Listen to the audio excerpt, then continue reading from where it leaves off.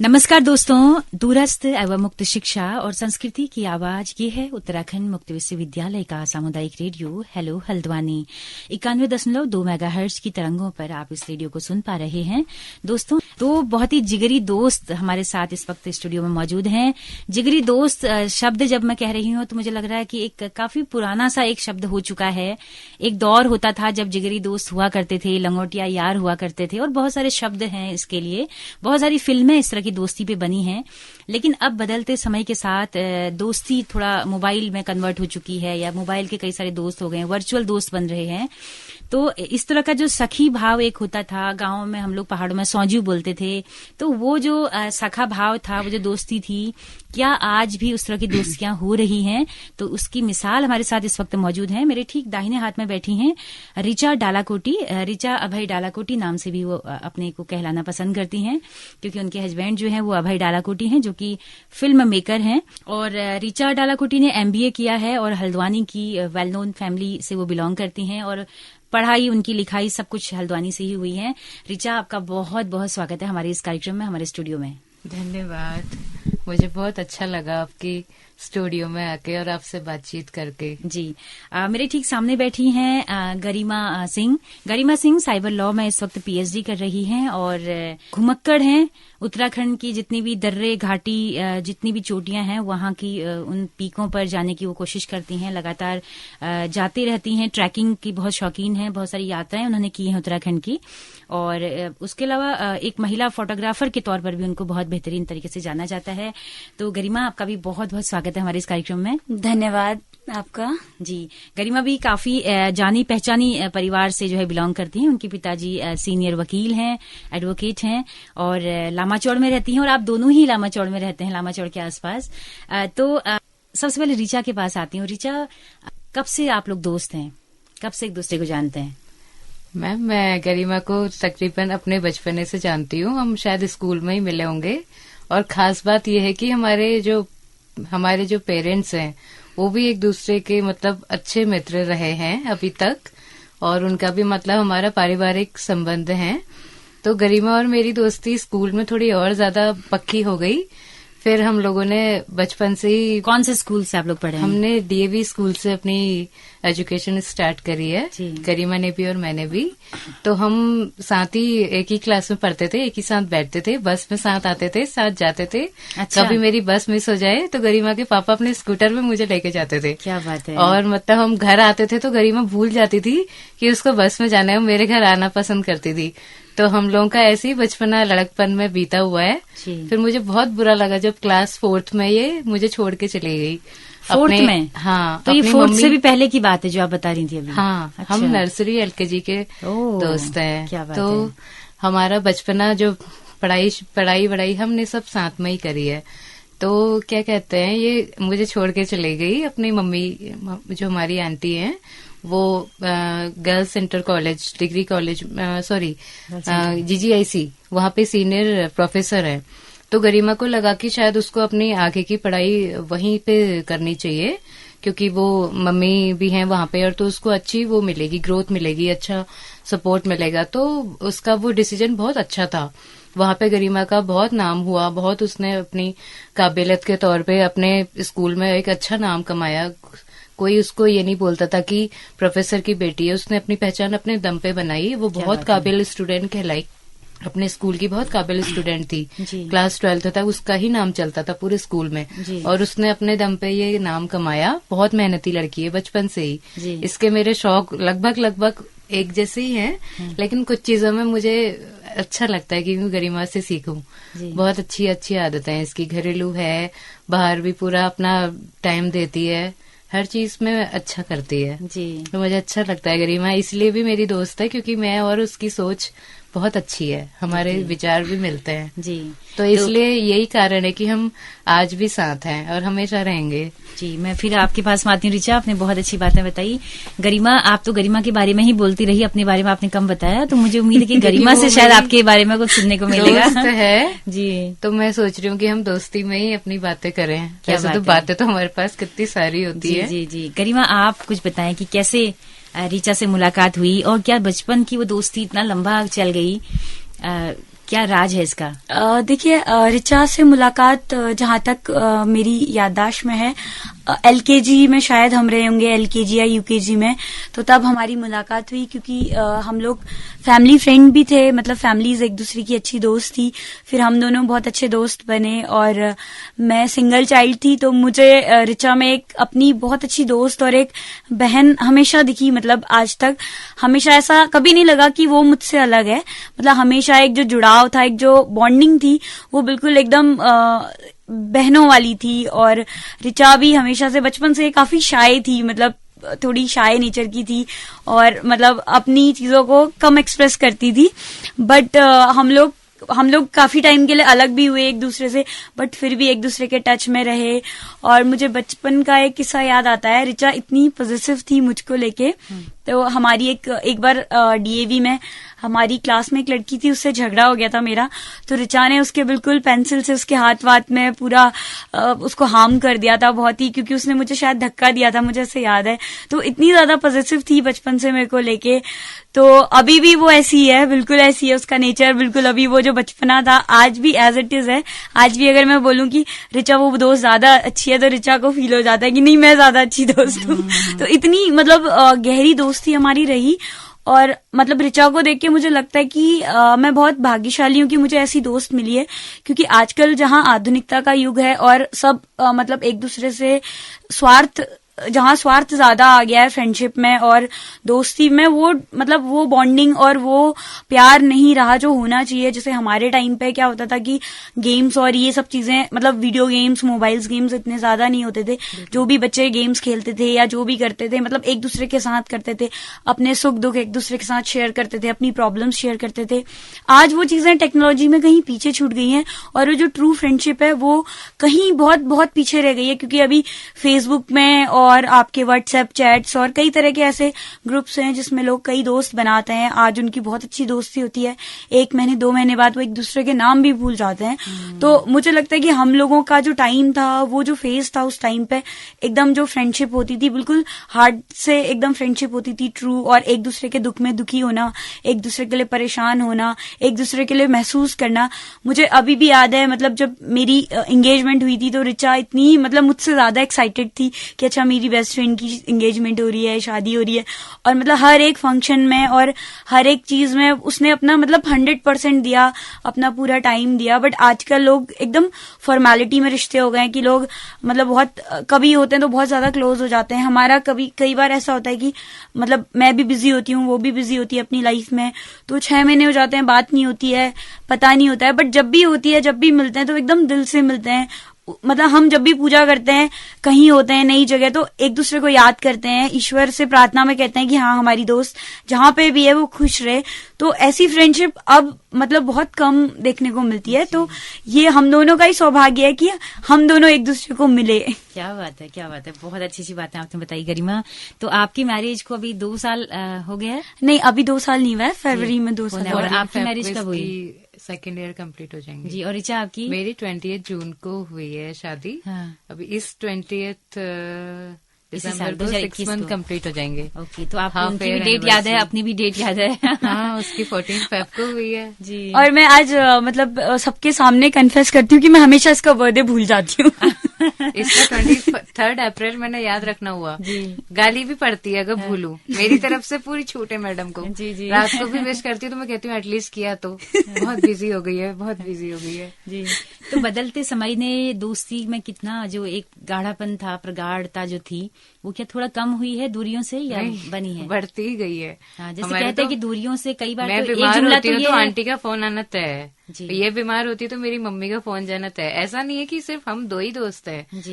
मेरी मम्मी जब भी मेरे घर आती है तो ये दोनों अपने बात करते हैं, तो मेरा झगड़ा होना तय है कि वो मेरी दोस्त है और आप उसको चुरा के ले जाते हो, वो मुझसे कब बात करेगी। मतलब ये घर आए तो मेरी मम्मी ने गरिमा से बात करना शुरू हुआ, फिर मैं हूं नहीं हूं कुछ नहीं पता चलता। और मैं गरिमा के घर मिलने जाऊं तो आंटी की और मेरी गप शुरू हो जाती है। गरिमा को वो चाय बनाने में लगा देंगे, इसको शौक भी बहुत है। मैं इसके घर आती हूँ तो उसकी कढ़ाई में तेल चढ़ जाएगा, कुछ वहाँ फल वल कट जाएंगे।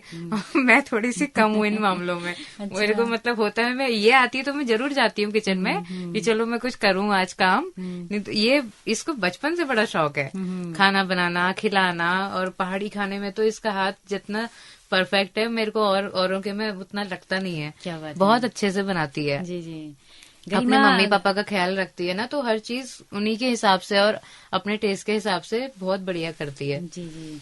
तो कभी मम्मी ने चिंता भी जाहिर की कि शादी नहीं कर रही है गरिमा, जब उस दौर की जब बात थी 2-3 साल पहले माँ बाप की? का तो लगे रहता है, लेकिन गरिमा अपने ही टाइम पे करना पसंद करती थी, तो उसने अपने ही टाइम पे करी। मैंने भी यही सोच कायम रखी कि जोर जबरदस्ती में तो नहीं करनी चाहिए शादी, जब अपना मन से खुशी हो तो करनी चाहिए। तो इसकी भी शादी लेट हुई, मुझे पता है। क्या कहते हैं, हम दोनों मतलब एक दूसरे को बहुत वो करते थे, पुश भी नहीं करते थे, खुश रहते थे कि जितना लेट हो रही है शादी उतना अच्छा है, हम दोनों घूमते रहेंगे। डिस्कशन करते थे किसी तरह का कि नहीं ऐसे तो शादी को लेके कभी नहीं। क्या चाहिए, कभी इस तरह से दोस्ती में आपस में कोई बात? इसको पता था मेरे को कैसा चाहिए। मुझे इसकी चॉइस पता है कि अपनी फील्ड में करेगी, तो इसको मुझे कुछ नहीं करना पड़ता था। मतलब मेरे में ज्यादा मेहनत नहीं करनी पड़ती थी। मैं थोड़ा सा इस चीज का विरोध करती थी कि पापा बहुत फोर्स कर रहे हैं, तो गरिमा ही मुझे सपोर्ट करती थी।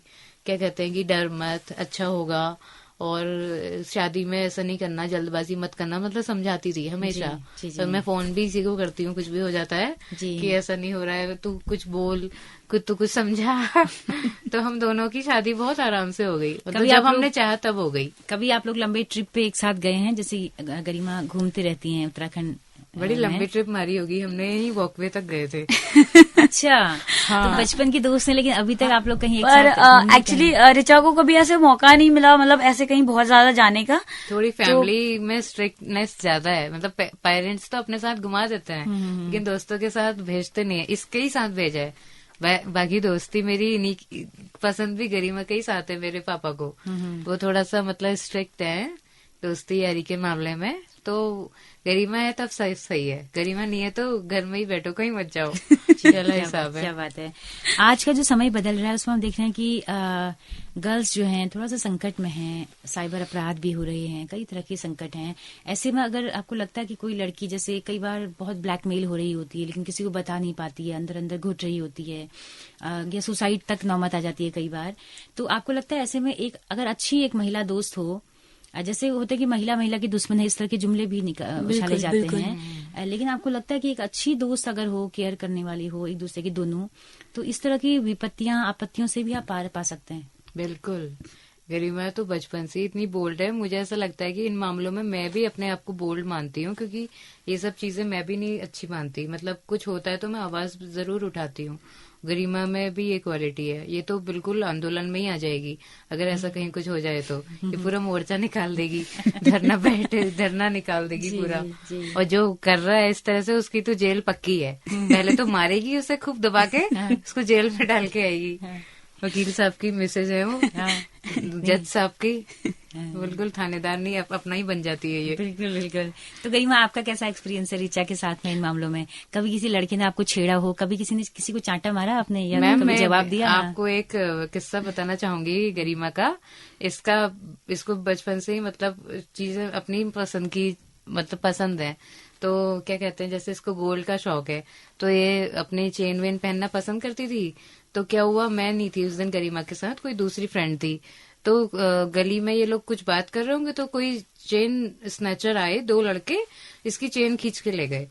गरिमा ने तो मतलब क्या नहीं किया होगा, मतलब इसने फटाफट स्कूटी स्टार्ट करी, मुखानी चौराहे तक ना गरिमा उसको पकड़ ही डाला, उसको कंधे से खींच के कॉलर पकड़ के नीचे फेंका। वो बाइक में थे। दूसरी जो दोस्त थी वो भी बहुत एक्टिव थी, वो फटाफट अपने भाई को लेके आ गई। तो गरिमा ने तो उसका मतलब पीछा करके उसको पकड़ा भी, लेकिन वो चोर ने इसकी चेन पता नहीं डर के मारे कहीं फेंक दी, कहीं मैं वो ना पकड़ा ना जाऊं। वो चेन तो नहीं मिल पाई, लेकिन इसने पूरा इलाज कर दिया था उसका।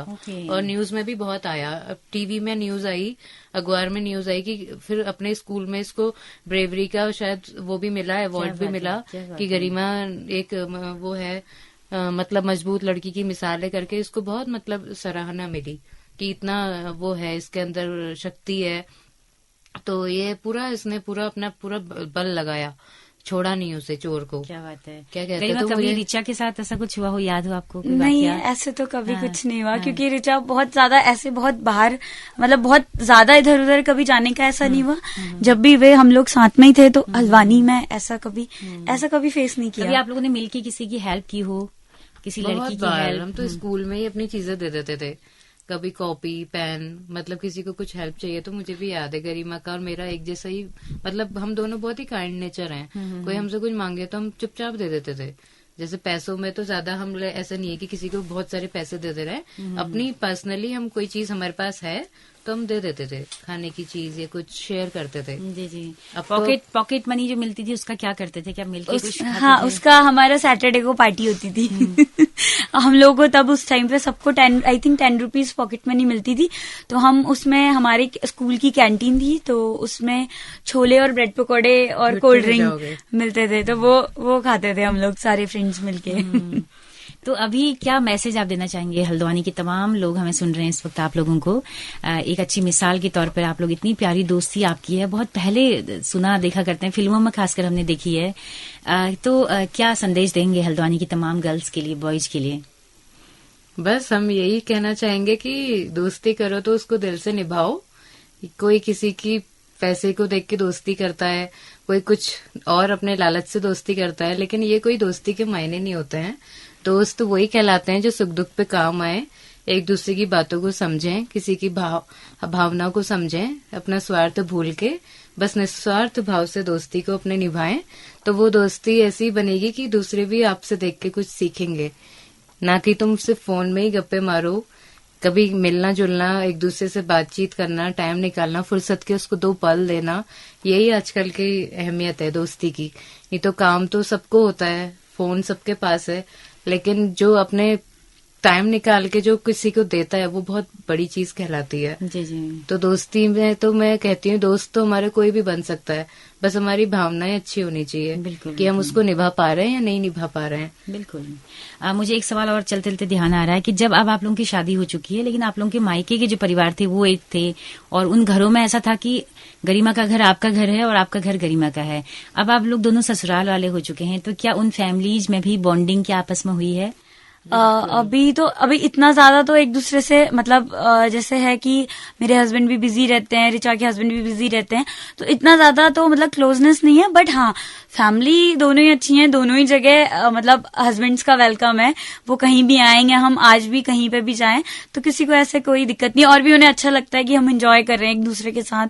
क्योंकि मे बी मतलब वो उस चीज को नहीं कर पाते, क्योंकि उनके भी कई मतलब अपनी जिम्मेदारियां हैं अपनी अपनी जगह पे, पर हम एंजॉय करते हैं तो हमारे हस्बैंड्स को लगता है कि वो लोग भी एंजॉय कर रहे हैं, वो भी अपनी मतलब एक जो बचपना है उस चीज को हमारे अंदर महसूस कर पाते हैं, उस दोस्ती की फीलिंग्स को हमारे अंदर महसूस कर पाते हैं उस चीज को, तो वो भी बहुत खुश होते हैं। और ऋचा की और हमारी दोस्ती ऐसी है कि इनके हस्बैंड और हमारे हस्बैंड सबको ऐसे लगता है कि हम लोग ज्यादा से ज्यादा एक दूसरे के साथ रहें तो हम दोनों ही खुश रहते हैं। हमारी दोस्ती को ना बहुत सपोर्ट करते हैं। क्या बात है। इतने प्यार से मैं बोल के आई मेरे घर पे कि मैं मेरी फ्रेंड के साथ जा रही हूँ, तो सबने खुशी खुशी बोला कि हाँ जाओ, गरिमा के साथ जाओ, मिल के आओ, घूम के आओ। हाँ, वही मुझे लगा कि अभी गरिमा ने आपको अपने ससुराल से पिक किया। हाँ। तो क्या रिएक्शन था घर में? खुश थे सब। ये उनको भी, मतलब गरिमा मेरी ऐसी दोस्त है, मेरे रिश्तेदार आए ना आए ये मुझे देखने आती है, और ये मेरे को अच्छे से याद है, मेरी शादी को अभी 6 महीने होने वाले हैं, ये दूसरे ही दिन मुझे देखने आ गई थी कि मैं कैसी हूँ मेरे ससुराल में। अच्छा। मतलब मुझे मिलने आई, मुझे आज भी मतलब ये दिन याद है और हमेशा रहेगा कि वो आई तो सही, नहीं तो कोई झेपता है। हाँ, क्या कहते हैं कि ससुराल में कैसे आऊं, लेकिन वो आई, और मेरे ससुराल में मेरे मम्मी जी पापा जी सबने उसका बहुत दिल से वेलकम किया। बहने सबको खुशी हुई कि मेरे घर से मेरी दोस्त आई।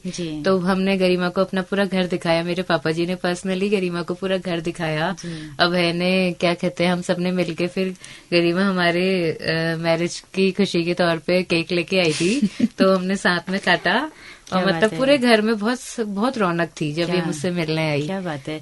ऋचा, आप पॉलिटिक्स वाली फैमिली से बिलोंग करती हैं। हाँ। और आपके अंदर भी जो आपके बोलने का जो कॉन्फिडेंस है, और वो मुझे लगता है कि एक राजनीतिज्ञ की पहचान भी है, तो वो गुण आपके अंदर हैं। क्या आप कभी इस फील्ड में जाना चाहेंगी?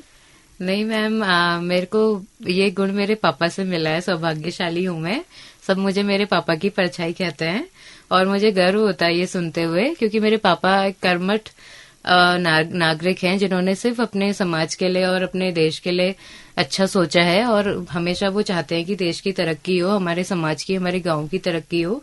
तो वो कांग्रेस पार्टी की तरफ से पिछले 40 साल से अपने कार्य क्षेत्र में बहुत अव्वल रहे हैं। उन्होंने बहुत जी जान से अपने क्षेत्रवासियों के लिए काम किया है और इस बार मुझे बहुत उम्मीदें हैं कि मेरे पापा इस बार विधानसभा, कालाडूंगी विधानसभा से इलेक्शन लड़ रहे हैं और उनके हित का जो उनके हिस्से की जो सपोर्ट है, जो जीत है, वो उनकी क्षेत्र की जनता उनको जरूर देगी, क्योंकि मेरे पापा बहुत काबिल हैं। तो मैं सोचती हूँ कि जितने वो हैं मैं उससे और अच्छा करके दिखाऊं। जरूरी नहीं है कि मैं नेता बन के ये काम करूं, मैं एक अच्छी सोशल वर्कर बन के भी अपनी सेवा दे सकती हूं, क्योंकि मुझे भी ये भाव मेरे अंदर भी है कि गरीबी को दूर किया जाए। कोई अनपढ़ है, कोई शिक्षित होना चाहता है तो उसकी मदद की जाए अपने तौर पे, यानी कि हम मतलब बाहरी तौर से दिखाने के लिए, खाली मीडिया में दिखाने के लिए कर रहे हैं। मैं चाहती हूँ कि ये काम मैं दिल से करूं।